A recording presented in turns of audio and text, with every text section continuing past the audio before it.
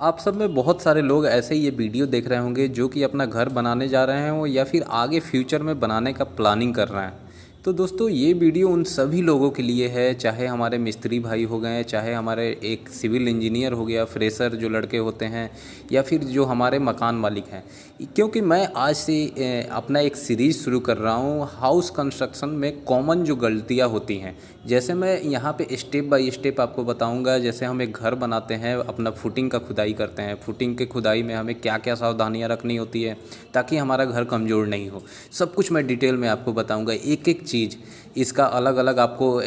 Day by day आपको अलग अलग इसका पार्ट 1 पार्ट 2 ऐसे करके सीरीज आएगा। उसके बाद मैं प्लिंथ बीम पे जाऊंगा, फिर और भी जैसे बिल्डिंग का होता है, ब्रिक वर्क हो गया, फिर उसका कॉलम हो गया, हमारा स्लैब हो गया, यानी बिल्डिंग के जितने काम होते हैं सबका एक एक करके नया नया आपको सीरीज मिलेगा। ठीक है, तो आज का जो हमारा टॉपिक है ये है कि हम घर का जो फुटिंग यानी कि घर का हम फाउंडेशन बना रहे हैं तो उसमें हमें क्या क्या गलतियाँ होती है, ठेकेदार या मिस्त्री लोग क्या गलतियाँ करते हैं और हमें किन बातों का ध्यान रखना है, वो चीज़ के बारे में बात करेंगे। तो चलिए वीडियो को डिटेल में शुरू करते हैं।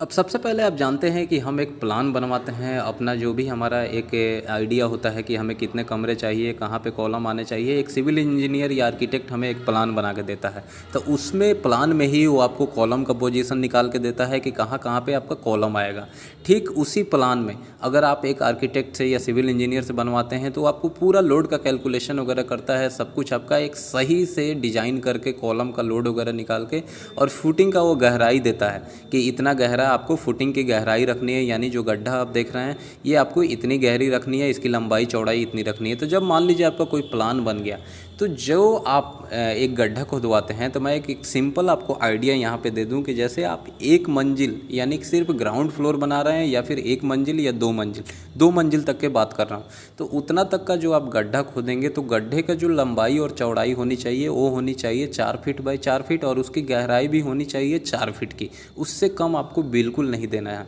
ठीक है, और अगर 2 मंजिल से ज़्यादा 3 मंजिल 4 मंजिल 5 मंजिल तक का आप मकान बना रहे हैं तो उसका भी आप जो लंबाई और चौड़ाई है 4 फीट रख सकते हैं, 4 बाई 4 का, और जो गहराई यानी कि उसका जो गहराई रखेंगे वो आपको रखना है कम से कम 5.5 या 6 फीट का। ठीक है, तो आपको ये चीज़ बेसिक चीज़ समझ में आ गया होगा कि आपको कितना गड्ढा रखना है। अब अगली लोग गलती क्या करते हैं कि जैसे आपका वहाँ पे मिट्टी का कंडीशन कैसा है नहीं है, वहाँ पे अगर मान लीजिए कि पहले से पानी अगर आपके फील्ड में लगता है, आपके जब प्लॉट पे लगता है तो नीचे की मिट्टी दलदल हो जाती है। तो लोग क्या करते हैं, ऐसा तो नहीं है कि जैसे 4 फीट किसी ने बोला तो 4 फीट ही आप खोद के फिर उस पर आप फुटिंग डाल दीजिएगा। ऐसा बिल्कुल भी नहीं करना है, उस केस में आपका फुटिंग कमज़ोर हो जाएगा, घर वहाँ से बैठने का चांस रहेगा। इसलिए आपको करना क्या है कि आपको उस गड्ढे को इतना खोदना